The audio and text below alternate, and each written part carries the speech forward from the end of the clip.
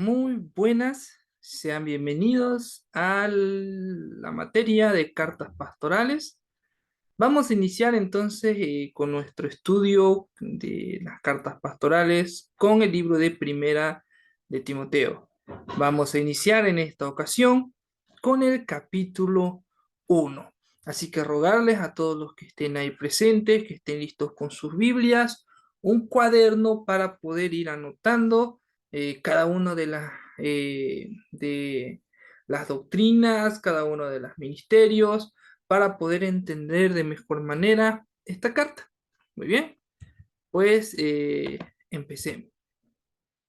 Vamos a empezar con la salutación, ¿no? Vamos a utilizar la división de los capítulos de varias Biblias que existen y vamos a iniciar con la salutación que son el versículo 1 y 2, que es Pablo, apóstol de Jesucristo por mandato de Dios nuestro Salvador y del Señor Jesucristo nuestra esperanza.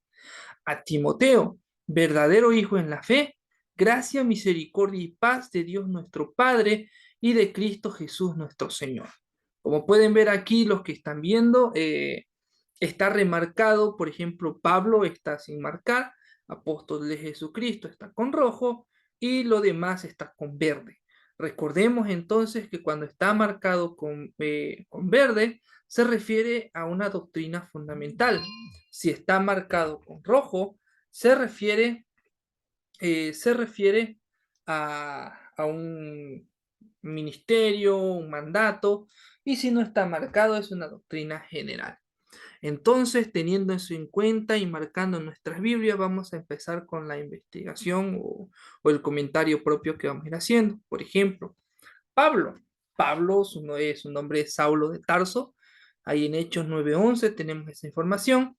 Es descendiente de la tribu de Benjamín. Eso quiere decir que Pablo, Saulo, es un israelita, ¿no? También es un ciudadano romano por parte de su padre, ¿no? Ahí en Hechos capítulo 16, 37, 22, 25 tenemos esa referencia. Pasó gran parte de su vida como alumno del rabino Gamaliel. Ahí en Hechos 22:13 nos habla de ello.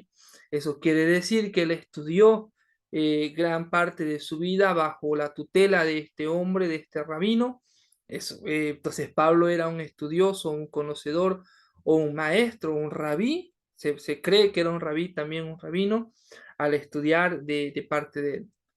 También Pablo era fariseo al igual que su padre antes que él.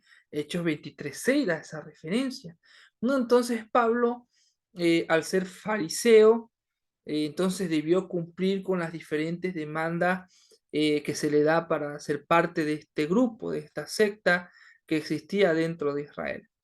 Y también Pablo tenía una hermana y un sobrino. Hechos 23:16 se nos habla la existencia de estos dos personajes. ¿No? Entonces eso podríamos hablar de forma tal vez más general acerca de Pablo.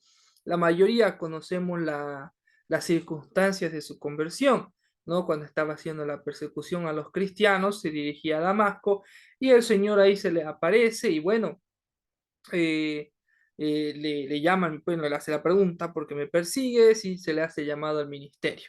No, entonces, esa es la información más general que podemos tener de Pablo para poder anexar ahí a la lectura de Primera de Timoteo. También dice ahí el ministerio de apostolado, dice la Biblia cuando dice apóstol de Jesucristo. Entonces, el apostolado es un ministerio, por eso está con rojo. Entonces, lo que tenemos que entender es que la palabra apóstol significa el enviado, ¿no? Enviado, eso es apóstolos, ¿no? Apóstoles enviados. Pero, ¿cuáles son los requisitos para el apostolado, ¿no? ¿Dónde se dan estos requisitos? Dichos requisitos están en el libro de Hechos, Hechos capítulo 1, versículos 21 y 22. Las circunstancias de esta historia o de este relato es pues que están buscando el reemplazo de Judas Iscariote, quien se ahorcó, se murió, ¿no? Y tenían que ser 12.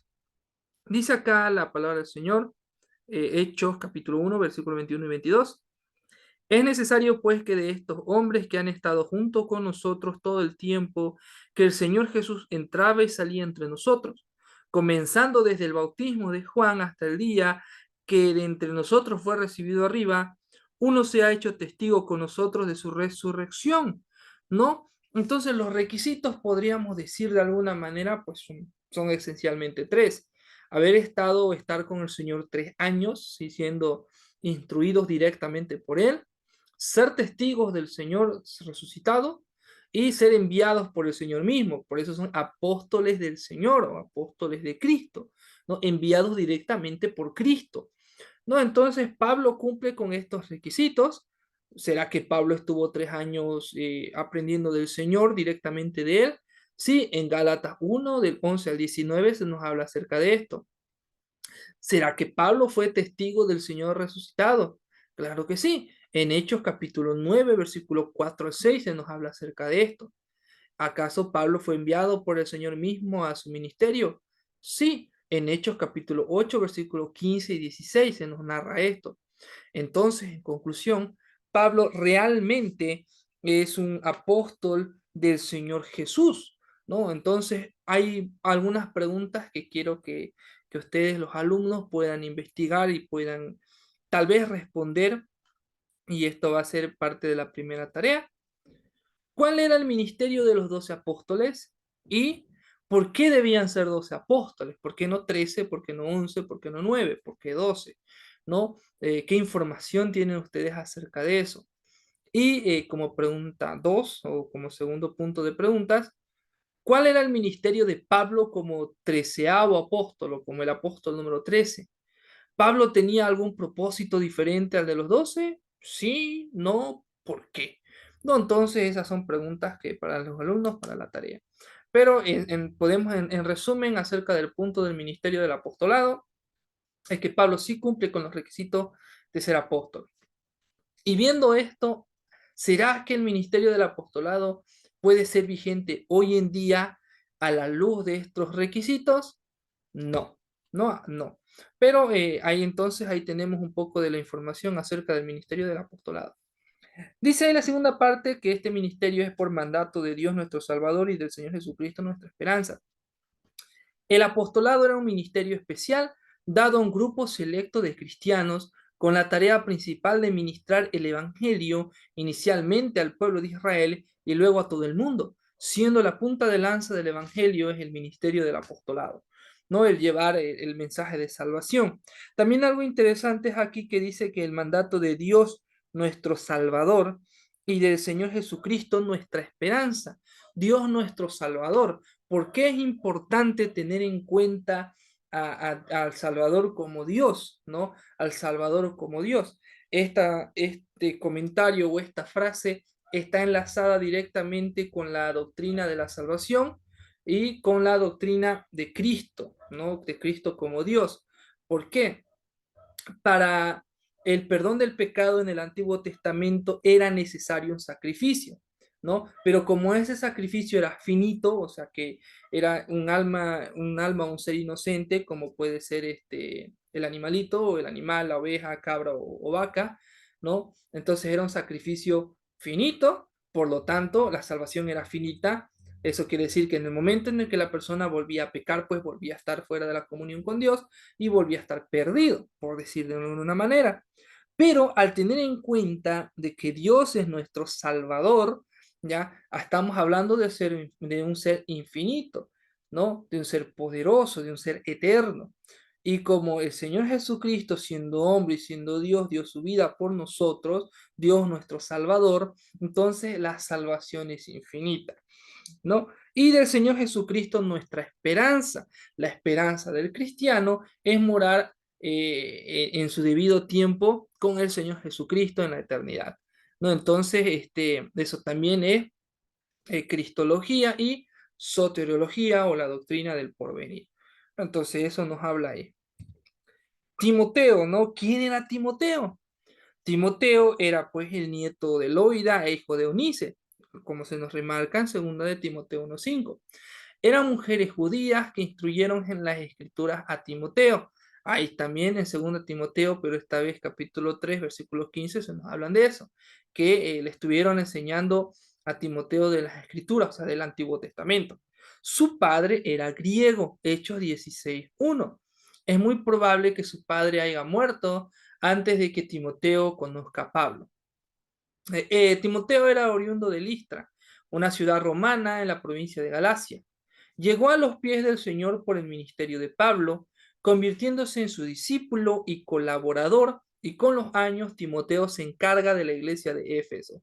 Es muy probable que Timoteo haya salido con Pablo cuando estaba aproximadamente en sus 20 y cuando empezó a hacerse cargo de la iglesia de Éfeso, ya estaba por los 30, ¿no? Entonces, era joven, se cree que era soltero, pero ese era Timoteo. Esta es una información general que tenemos de Timoteo.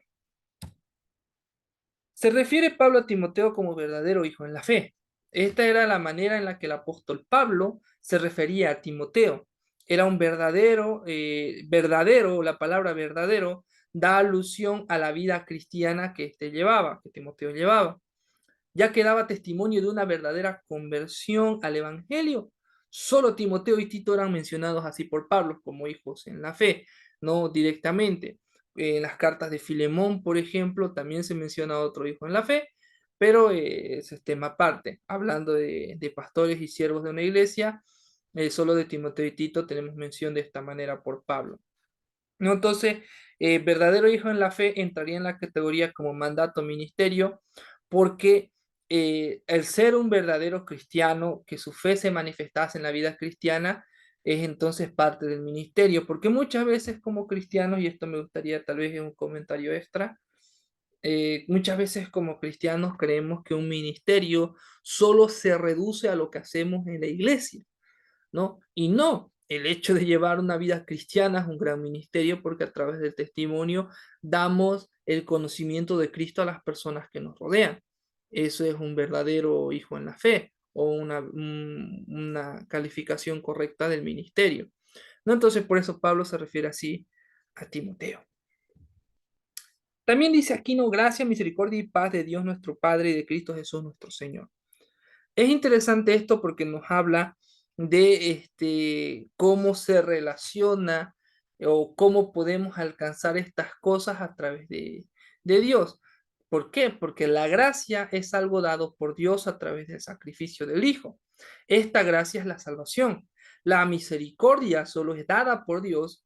Esta se manifiesta por el perdón de pecados a través de la muerte y resurrección del Señor.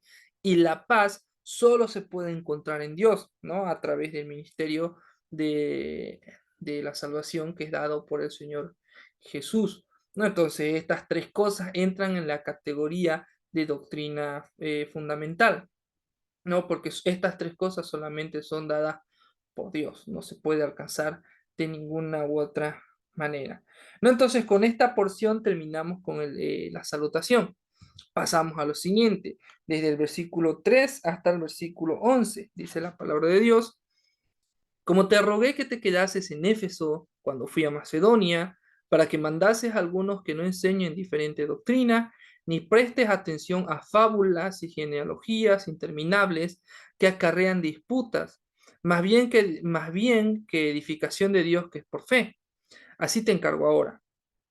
Pues el propósito de este mandamiento es el amor nacido de corazón limpio y de buena conciencia y de fe no fingida, de las cuales cosas desviándose algunos, se apartaron a vana palabrería, queriendo ser doctores de la ley sin entender ni lo que hablan ni lo que afirman. Pero sabemos que la ley es buena si uno la usa legítimamente, conociendo esto, que la ley no fue dada para el justo, sino para los transgresores y desobedientes, para los impíos y pecadores, para los irreverentes y profanos, para los parricidas y matricidas, para los homicidas, para los fornicarios, para los sodomitas, para los secuestradores, para los mentirosos y perjuros, y para cuanto se oponga a la sana doctrina, según el glorioso evangelio del Dios bendito que a mí me ha sido encomendado. Muy bien, entonces vamos a desglosar también esta parte. No hay, se nos da el dato de dos ciudades, Éfeso y Macedonia. No hay, Éfeso es donde se quedó Timoteo, no en la iglesia de Éfeso. Dice, Éfeso era una ciudad mayormente conocida por su templo a la diosa Artemisa o Diana, no Artemisa dentro de lo que es la cultura griega o Diana la cultura romana. Era un importante centro político, educativo y cultural. Entonces Éfeso destacaba por eso, por su templo a la diosa Artemisa o Diana y por ser el centro político, educativo y cultural. Bueno, que era Macedonia, donde se fue Pablo. Macedonia era una región visitada frecuentemente por Pablo. Esta estaba situada cerca del monte Rodope, a orillas del mar Egeo. Las ciudades que conformaban esta región eran principalmente Filipo, Tesalónica y Berea. ¿No? Entonces Pablo es muy probable que se fue a Macedonia y visitando estas tres iglesias. ¿No? Entonces, eso es para tener en cuenta, saber dónde está Timoteo y para dónde se fue Pablo. Lo primero que se nos habla ahí es que dice que no enseñar diferentes doctrinas. Lo dejó en la iglesia de Éfeso para que mandase que no enseñen una diferente doctrina. Bueno, una doctrina, como un concepto que hay que tener en cuenta, es el conjunto de ideas y enseñanzas que se imparten. Entonces, entonces, la sana doctrina es el conjunto de ideas y enseñanzas que se imparten que están dentro del margen bíblico. Ahora, una falsa doctrina o una diferente doctrina llegaría a ser una enseñanza falsa de la Biblia o malinterpretarla, o es una enseñanza que no tiene un sustento bíblico o es una mala interpretación de las escrituras, ¿no? Entonces una falsa doctrina es una enseñanza que está por fuera de, de los escritos bíblicos, ¿no? Entonces, cuando existe una enseñanza o una predicación o escuchen palabras así que dicen, no, que el Señor, o en una iglesia, pero estas palabras o estas enseñanzas no tienen un sustento bíblico, entonces es una doctrina diferente o una falsa doctrina, ¿no? Entonces esto era algo muy común que estaba ocurriendo en la iglesia de Éfeso. ¿No? Como un paréntesis para tener en cuenta aquí y comprender lo que viene después. Recordemos que dentro de la iglesia de Éfeso estaban compuestos pues por cristianos judíos y también habían cristianos gentiles que venían pues de la cultura grecorromana, que dentro de la cultura grecorromana está mucho la cultura del pensamiento y de filosofar, ¿no? De buscar más allá, de saber más allá. Y esto se interpuso mucho con la iglesia de Éfeso y había este problema, ¿no? Que tal vez no entendían ciertos principios o ciertas cosas reveladas a través del Antiguo Testamento que tenían allí como escrito, trataban entonces de complementar de alguna manera con enseñanzas extrabíblicas, ¿no? Entonces, haciendo que las doctrinas que tenían se convirtieran en falsas o diferentes doctrinas. También existía otro problema que sigue diciendo ahí en el versículo 4, que tampoco presten atención a fábulas y genealogías interminables que acarrean disputas, más bien la edificación de Dios que es por fe. No, también existían muchas fábulas y genealogías. ¿A qué se refiere Pablo cuando dice esto? Las fábulas son historias para enseñar alguna lección y las genealogías es un conjunto de enseñanzas dadas por una sucesión de maestros. No, las fábulas yo sé que lo conocemos todos, por mencionar tal vez en algún punto hemos leído tal vez las fábulas de Sopo, ¿no? Que son historias para dar un tipo de lección al final con un, un consejo que rima. Y las genealogías, por ejemplo, decían, ¿no? Platón decía esto, esta era su filosofía, esta era su enseñanza. Aristóteles decía esto, esta era su filosofía, esta es su enseñanza. Aristarco decía esto, esta era su filosofía y enseñanza. A través de las genealogías sacaban las enseñanzas de cada uno de estos hombres pensadores a la hora de dar su exposición. Y algo así estaba ocurriendo en las iglesias. No estaban utilizando, al parecer, eh, los escritos bíblicos para dar los principios, sino estaban utilizando fábulas de afuera, cosas, historias impresionantes o que llamaban la atención para dar enseñanzas supuestamente bíblicas, y estaban utilizando la palabra de hombres para poder sustentar un principio. ¿No? Entonces estaban cayendo no solamente en la malinterpretación de la Biblia o la malinterpretación de las escrituras, sino que también estaban utilizando historias o fábulas y las genealogías o enseñanzas de otros hombres que estaban por fuera de la Biblia. Entonces, ahí como algo que resaltar, toda enseñanza que está fuera del margen bíblico siempre trae discusión y conflicto. Siempre trae discusión y conflicto, ¿no? Cualquier problema que existe en las iglesias, o por ejemplo en los casos más extremos, donde tristemente tal vez una iglesia se divide, siempre, no, el problema no es por doctrina, es por cualquier otra cosa que no sea doctrina. No, lamentablemente eso es lo que ocurre y eso es lo que Pablo quiere que se evite dentro de la iglesia de Éfeso. ¿Por qué? Porque dice, hay que dejar todo eso porque la edificación en Dios es por la fe. No, como dice Hebreos 11.1, que la fe es la certeza de lo que se espera, la convicción de lo que no se ve. Tenemos que entender el concepto de fe, ¿no? Por ejemplo, uno tiene certeza o conocimiento de lo que conoce y su convicción o convencimiento está en la esencia de lo que conoce y no en aquello de lo que ve. Me explico. Yo sé que ustedes están en estos momentos tal vez sentados, ¿no? Ahí en el lugar en el que se encuentran, están sentados. ¿Por qué están sentados con tanta confianza en su asiento?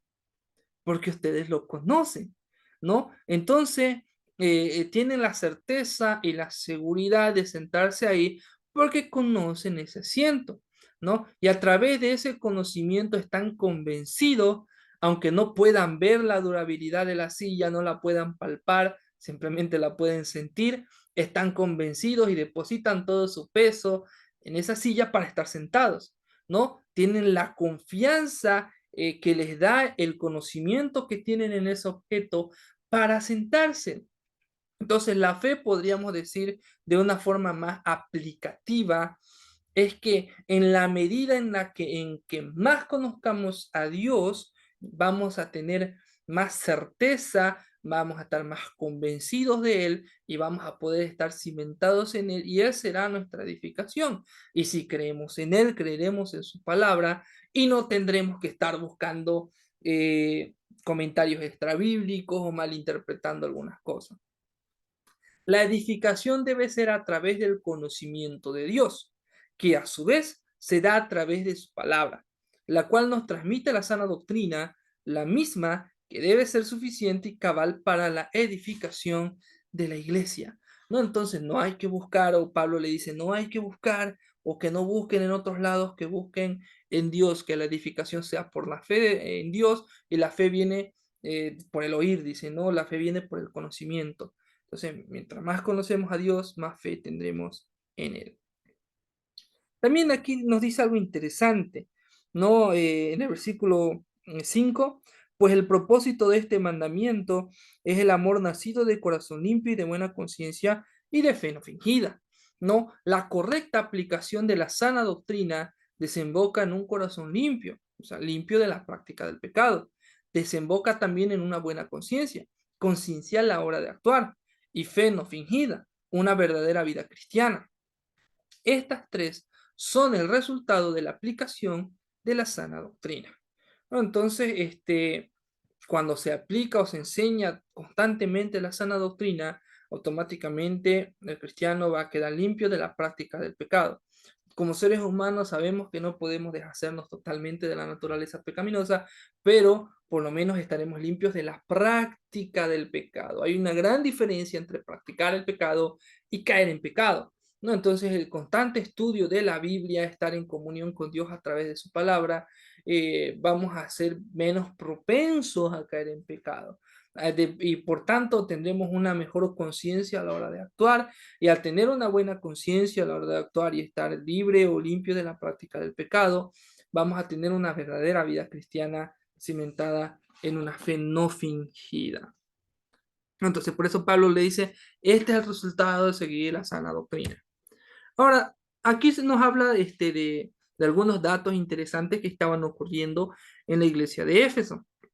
Dice ahí, ¿no? Versículo 6 y 7, de las cuales cosas, desviándose algunos, se apartaron de la vana palabrería, queriendo ser doctores de la ley, sin entender ni lo que hablaban, ni lo que afirman.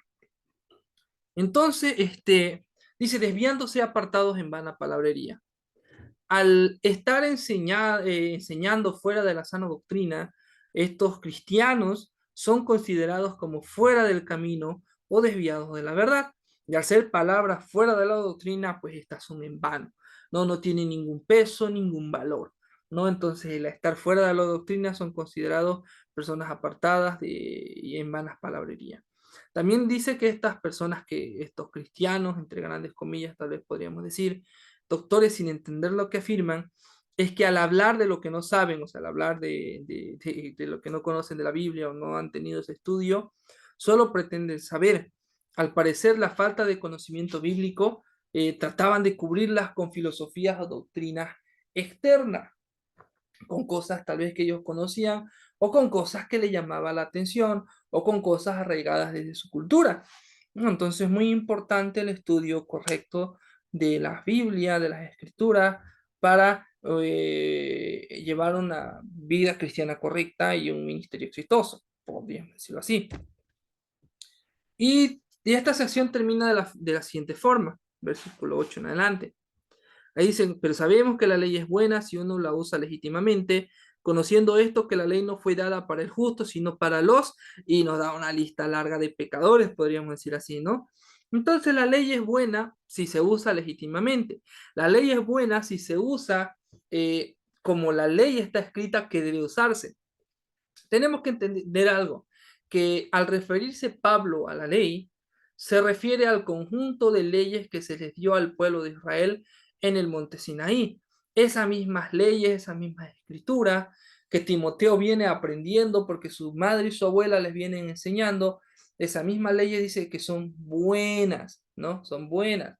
La base de las prácticas y rituales de la ley era para mantener al pueblo santo, dándoles conciencia de su pecado.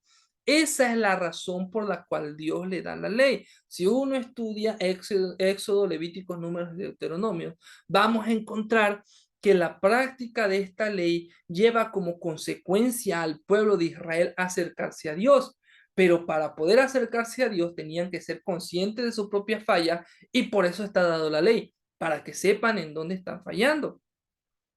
Esta ley, dice ahí, es buena si se la cumple teniendo en cuenta ese trasfondo y no solo como una tradición o práctica externa.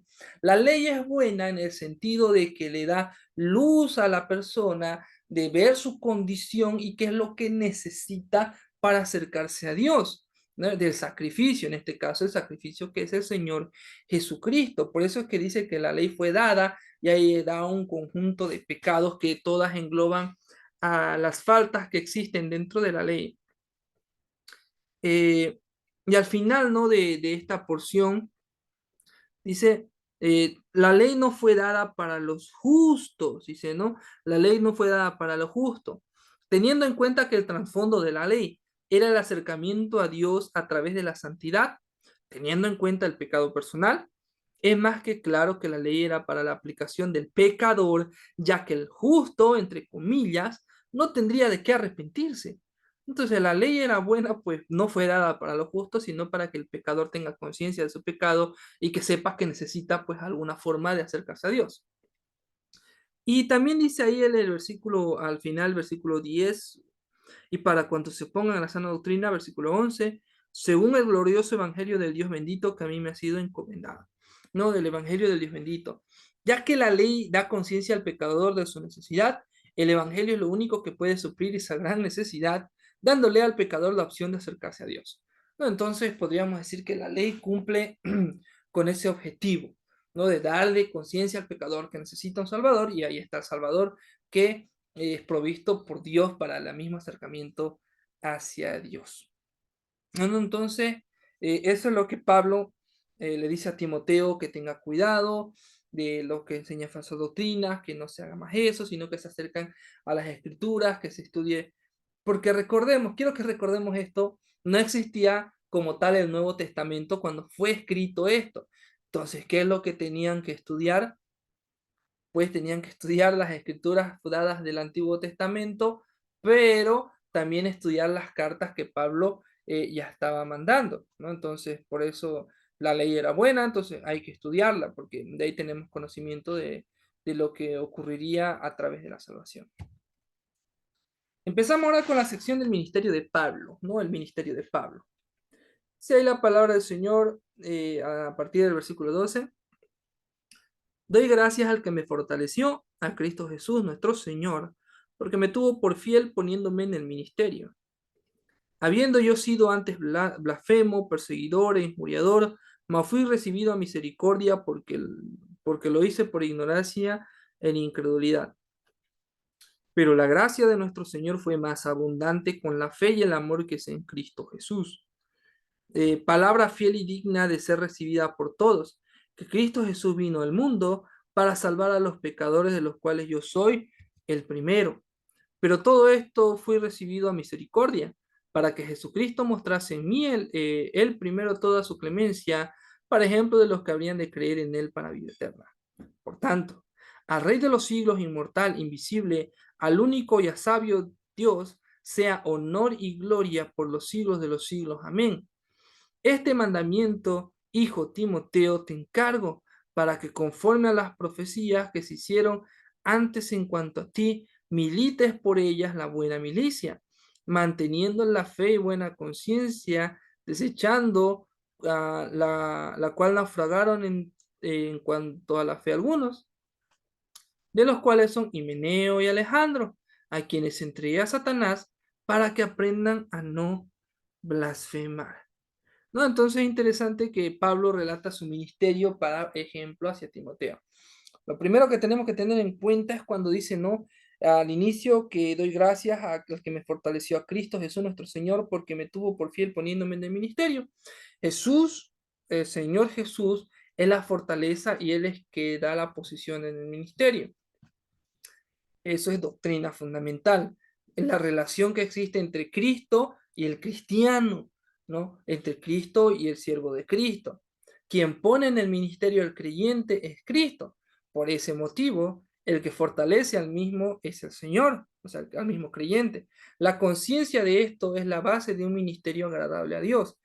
Entender que Cristo es quien nos pone en el ministerio, eso nos da la fortaleza para poder estar agarrados del Señor. No, no es que estamos en el ministerio porque nosotros somos tipango, o porque yo lo agarré, o porque me dijeron el pastor o el diácono, no había nadie más. Cristo en su misericordia permite que estemos en el ministerio y por lo tanto Él debe ser nuestra fortaleza. ¿Y por qué le dice esto? Porque Pablo le dice su testimonio pasado, ¿no? Ahí dice que él era blasfemo, perseguidor, injuriador, mas fue recibido en misericordia porque lo hizo en ignorancia e incredulidad.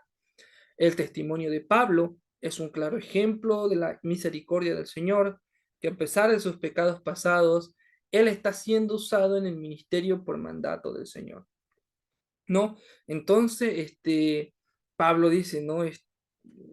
Sin importar los pecados que yo cometí, el Señor me salvó y me está usando y me puso en el ministerio. Entonces, y Pablo hizo cosas terribles, ¿no? Entonces, los pecados pasados, una vez convertido, no debería ser una excusa para no servir al Señor. Eso es lo que trata de decir Pablo acá.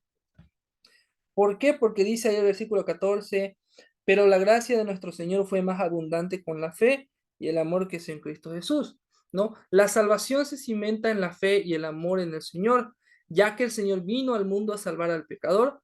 Pablo se muestra como primero para dar ejemplo de la salvación. Por tal motivo, la gloria debe ser para Dios, Rey de los siglos, inmortal, invisible y único sabio, porque dice ahí vemos hasta más adelante. Palabra fiel y digna de ser recibida por todos, que Cristo Jesús vino al mundo para salvar a los pecadores, de los cuales yo soy el primero, pero por esto fui recibido a misericordia, para que Jesucristo mostrase él en mí, él primero toda su clemencia, para ejemplo de los que habrían de creer en la vida eterna. Por tanto, al Rey de los siglos, inmortal, invisible, al único y sabio Dios, sea honor y gloria por los siglos de los siglos. Amén. ¿No? Entonces, Pablo le dice a Timoteo que si bien eh, una persona pudo haber cometido muchos pecados antes de convertirse, pero una vez siendo salvos, realmente salvos, el Señor nos pone en el ministerio y esa gracia que viene a través del Señor Jesucristo, que es a través de la fe y el amor, ¿no? El amor del Señor al entregar su vida por nosotros y la fe que nos es dada por Dios para creer en el Señor. Esa es la gracia, o es el conjunto de la gracia para ser salvo. Y tanto el amor del Señor como la fe salvadora proviene de Dios, ¿no? Porque por gracia sois salvos por medio de la fe. Y esto no de vosotros, pues es un don de Dios. ¿Que es un don de Dios? La fe, ¿no? Entonces, en el momento en el que aceptamos el amor del Señor y somos conscientes de nuestro pecado y aceptamos el sacrificio, Dios nos da ese don, esa fe para poder ser salvos. Ni siquiera la fe es nuestra, la fe proviene de Dios y es depositada en nosotros para poder creer y ser salvos. No, por eso es que la gloria debe ser para Dios, que dice, lo cataloga ahí y es muy interesante, muy hermoso, que dice que es rey de los siglos, ¿no? Que rey, el rey de reyes por los siglos de los siglos, no hay mayor autoridad que él, que es inmortal, o sea que sin importar lo que sucede, Dios va a seguir existiendo. Dice que es invisible, que a pesar de que no poder verlo, existe y único sabio, el conocedor de todo. ¿No? Ese es el Señor que nos ha dado esa salvación. Y va terminando con esto, ¿no? En el versículo 18 y 19. Este mandamiento, hijo Timoteo, te encargo para que conforme a las profecías que se hicieron antes en cuanto a ti, milites por ellas la buena milicia, manteniendo la fe y buena conciencia, desechando la cual naufragaron en cuanto a la fe alguno. Este mandamiento, ¿cuál es este mandamiento? ¿En qué momento Pablo le dio un mandamiento? Bueno, el mandamiento es corregir la enseñanza de las falsas doctrinas y tener conciencia de la salvación que se le dio a Timoteo. Ese es el mandamiento, ¿no? Eso es lo que Pablo le está diciendo que haga, iniciando ahí en la iglesia. También le dice ahí, eh, que milites por ellas la buena milicia, ¿no? Y es interesante que dice ahí el versículo 18, seguimos en el 18, para que conforme a las profecías que se hicieron antes en cuanto a ti, milites. Militar se refiere a un estilo de vida militar viviendo bajo los reglamentos ministeriales de Dios, ¿no? Por eso militar. Vive como un militar bajo las reglas, vive bajo las reglas de Dios.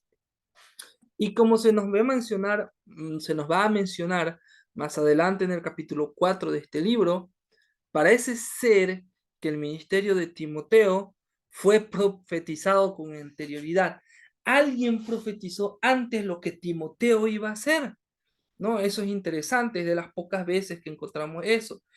Pero ¿existían profetas en el Nuevo Testamento? Sí, existían profetas, ¿no? Ahí les doy como tarea que busquen, anótense, eh, existían profetas o profetizas en el Nuevo Testamento que son profetas de Dios. Sí, no, y dónde dice, ¿no? Entonces anótense, esa va a ser otra pregunta. Dice ahí entonces también que tiene que vivir manteniendo la fe y la buena conciencia, ¿no? Ambas no nos dejarán naufragar en el pecado y en las falsas doctrinas. Recordemos, la fe viene a través del conocimiento de Dios. Mientras más conocemos a Dios, más fe vamos a tener, ¿no? Mientras menos conocemos a Dios, menos fe vamos a tener, ¿no? Entonces, mientras más fe tengamos, mejor conciencia tendremos para vivir una vida cristiana.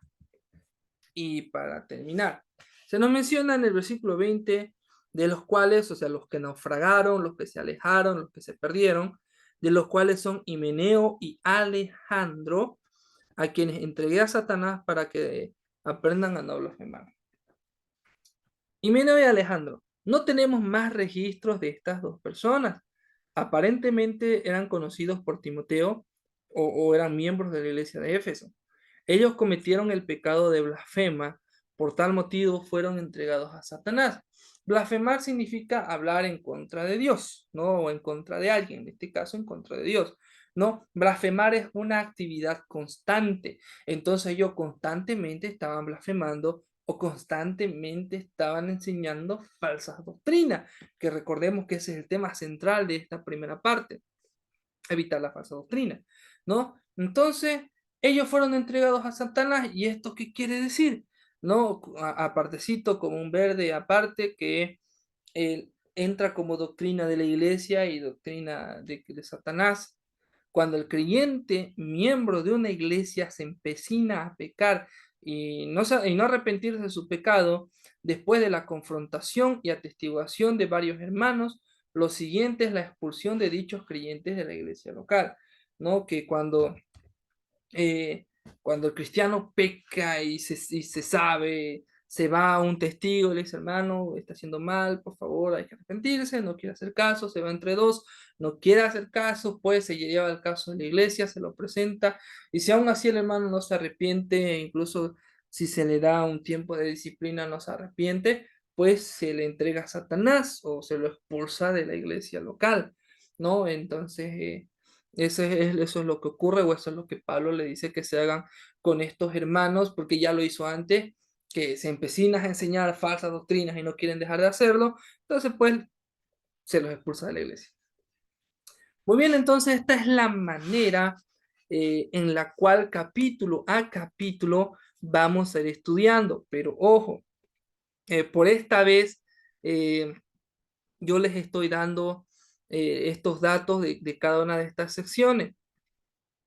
En los capítulos siguientes, para la siguiente clase o para el siguiente lunes, por favor, a todos los alumnos, tomen sus Biblias y ahí en Timoteo capítulo 2, los 15 versículos, identifiquen así qué es ministerio, qué creen que se refiere a doctrina, a fundamental, doctrina general, que es ministerio, y hagan pequeños comentarios de ello, así como dice aquí, hagan ustedes escritos en Word o en PDF y los van a mandar al grupo en las fechas que se va a decir, o si no pueden en Word o PDF, escritos a mano y enviados al seminario.